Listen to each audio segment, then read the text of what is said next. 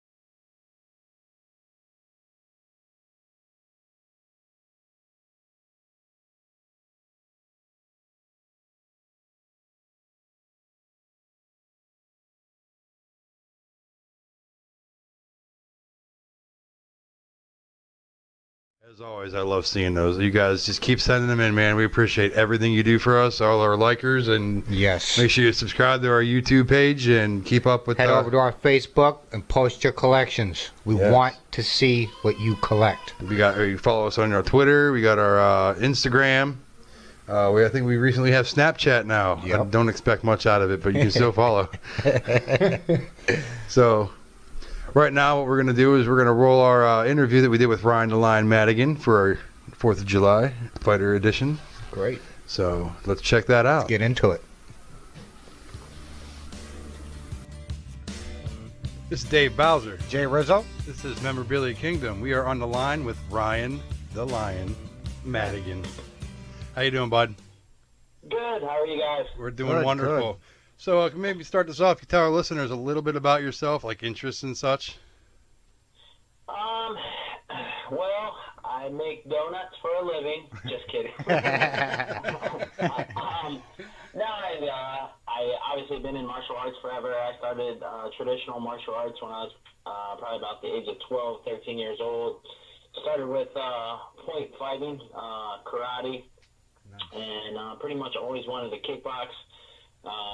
Had my first kickboxing fight at the age of 16, and kind of just went on from there and won a couple amateur titles, and then I obviously went professional, and did some pretty cool stuff as a professional, and a lot of kickboxing, and then I fought in MMA, and obviously fought in UFC too, so pretty cool career. I'd say. Grew up in a little town called Orville, Smucker's Jelly. I'm sure everybody's heard of Smucker's Jelly. Yep. So how and why did you get into like MMA and all the fighting? How did that come about in your life? I'd say just starting in traditional martial arts really. I think it's just always something that I really wanted to do. Probably growing up watching Bruce Lee movies and Jean-Claude Van Damme movies. I really wanted to do that, and always wanted to kickbox, really. Probably ever since I was in 2nd, 3rd grade, I said I was going to grow up and be a professional kickboxer, so That's cool. it was kind of cool.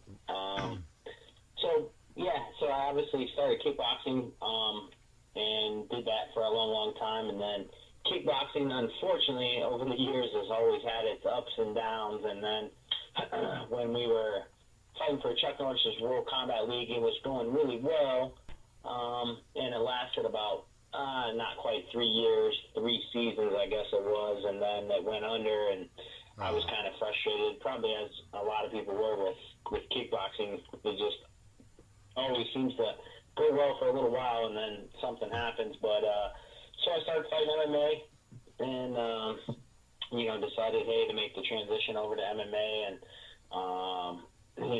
I wish I would have probably wrestled more in school. I wrestled in elementary school, and then I got out of it by the time I was in junior high, and started following martial arts, I guess, a little bit, and then I did track, which I wish I would have stuck with wrestling.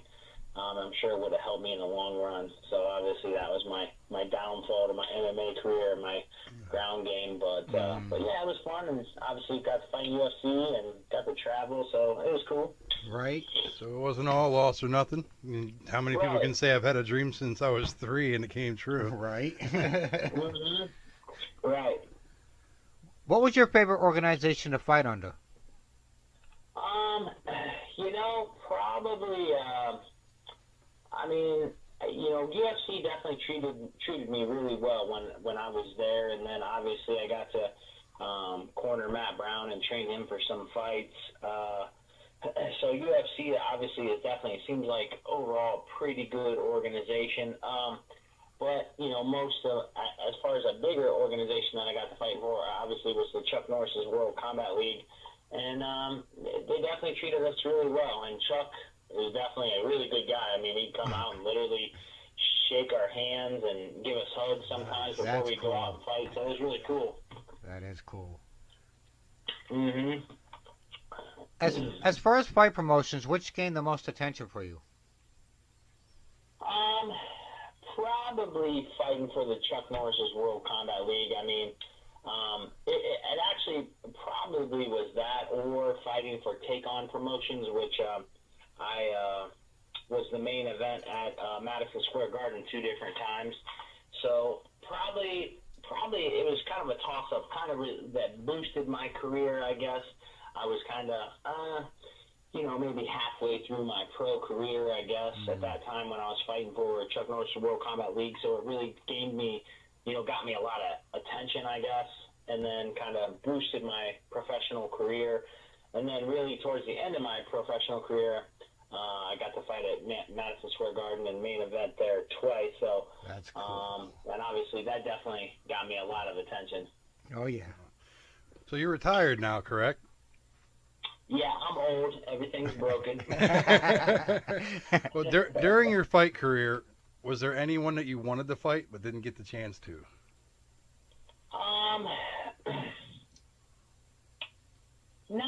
Not really. I would say, I probably got to fight most of the people, I think, especially as far as kickboxing. One guy that I take that back. Kung Lee and I actually were supposed to fight one time on an undercard of a K1 promotion which was in Las Vegas, and actually they called me to take the fight, and I don't even know if to this day he actually got the word, but all of a sudden I got the word back that he tore his hamstring, unfortunately. So I really was looking forward to that kickboxing fight, which was one of probably 2 or 3 fights that fell through on the undercard of a K1 promotion that I tried to fight on when they were running those in Las Vegas. The other person I was going to fight on K1 undercard was a guy named Blake Lorette, which I did get to fight him some years later in Chuck Norris World Combat League, and I did get to win the fight. But he was, Nice. I think, before he fought for World Combat League, he was undefeated on fighting on the undercards of K1 promotions. He had knocked a lot of people out with a spinning back kick, which, if you look the fight up on YouTube, he definitely hits me with the spinning back kick, but I survived and went on to win the fight. But I did puke right after that fight. I went straight to the bathroom and I puked. Wow. Oh, man. Mm-hmm. What was your most memorable fight? What was your most memorable fight? Probably that one. Yeah, right. Really, I'd probably have to say getting the win at Madison Square Garden. A guy named Rigel Balsamico, he was definitely on the probably end of his pro Muay Thai career, but there was some hype build up around us. The fight was supposed to happen once, really, technically probably twice before the fight was supposed to happen, and it didn't. And so they had a show, Madison Square Garden. It was a St. Patty's Day weekend, so of course they labeled it, 2 Irish guys duking it out in the main event.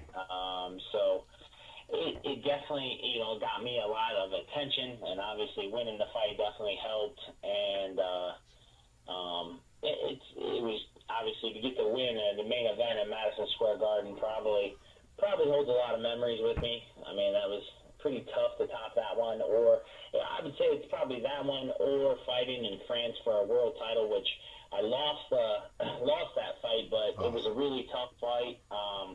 It was a 12-round world title fight, and the people in France, man, I probably never been treated better than by the people in France. They really, really treated us well, so it was very cool. There you go. Oh, yeah. What is your opinion on fighters using certain supplements like HGH?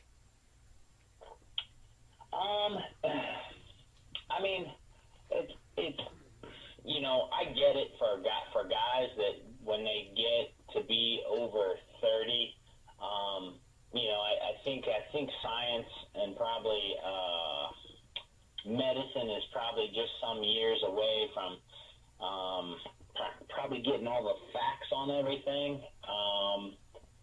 So, I mean, I think if it's regulated properly, I don't know. I don't know. I definitely don't have all the answers, but I get it. For people that are over 30 years old, obviously, testosterone in their bodies is a little lower. So, I get it. I'm not really sure. In my opinion.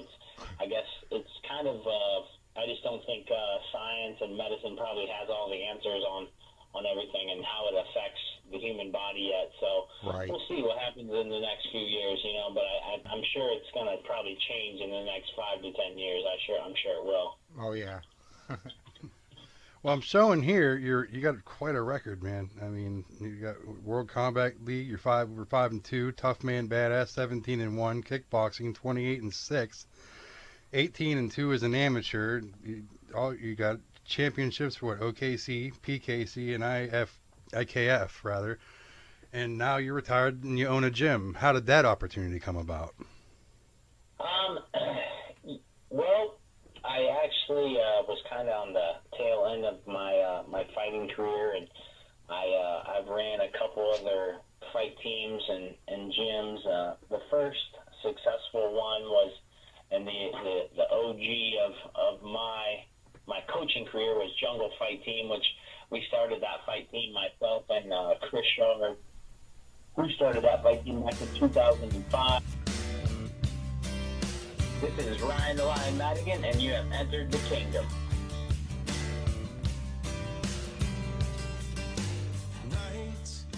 That was awesome. Yes. Really nice guy, man. So as you notice, we have our tap out gloves on for this episode. It's our, like I said, it's our 4th of July fighter edition episode. And what we're going to do, we keep the fight alive for a little bit longer, and we're going to do a giveaway today. So here's what we're giving away. Check this out. Not UFC, but it is Virgil from WWE, WWF. The Ted DiBiase, $1 Million Man's bodyguard for a while, if you all remember back in the day. This is an authentic autograph. I actually got this when I met him at a Steel City Con right here in Pittsburgh. Yep. So we're going to give this away. All you have to do is, what do we got to do, Jay? What do they got to do? Have to be a subscriber to our YouTube. And you have to hashtag wanted. Right here, wanted. So in the comment box, you just make sure you hashtag. We're going to pick out a winner at random. By our next episode, we will announce our winner for that piece of my own personal collection of memorabilia.